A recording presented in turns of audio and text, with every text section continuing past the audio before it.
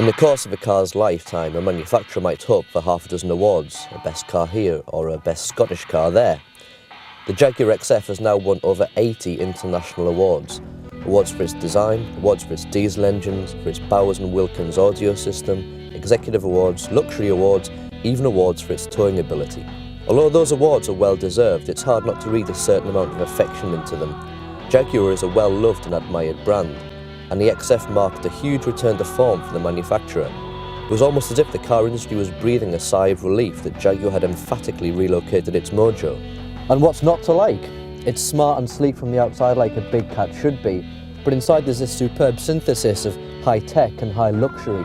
Little details like rotating vents and rising gear shifter provide a genuine thrill every time the engine turns over, and the interior is arguably the best in the sector. The XF is currently available with a number of 3-litre turbo diesel engines and a number of power geysers. They're all available with a huge amount of torque right through the rev range, thanks to between 450 and 600 newton meters of torque.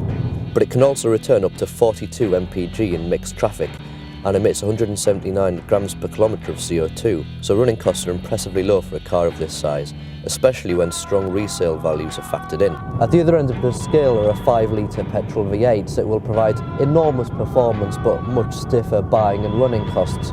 The diesels go from around £32,000, but the petrols will get very expensive very quickly. In terms of driving, the XF has accurate, if somewhat light, steering, extremely comfortable suspension and tight cornering. The slick ZF 6-speed auto box is the only transmission, but it can be controlled using paddle shifters, while a sport mode makes for quicker shifting, throttle blips and stiffer suspension. If you don't believe how superbly refined the ride in the XF is, simply get out of the XF and get into a Ford Puma and do the same route that you've just done, or simply take my word for it. Boot space is 500 to 900 litres, so plenty of space for golf clubs, but there's also plenty of room for 5 people in here, even if space in the back might be limited for adults because of this steeply raked roofline. The XF was proof that Jaguar was back with a bang, and while that might tug at the sentimental heartstrings of petrol heads, it doesn't mean that the XF isn't a genuinely superb car.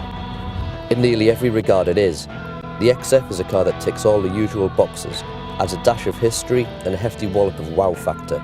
As a result, it's probably one of the most complete cars on the road today.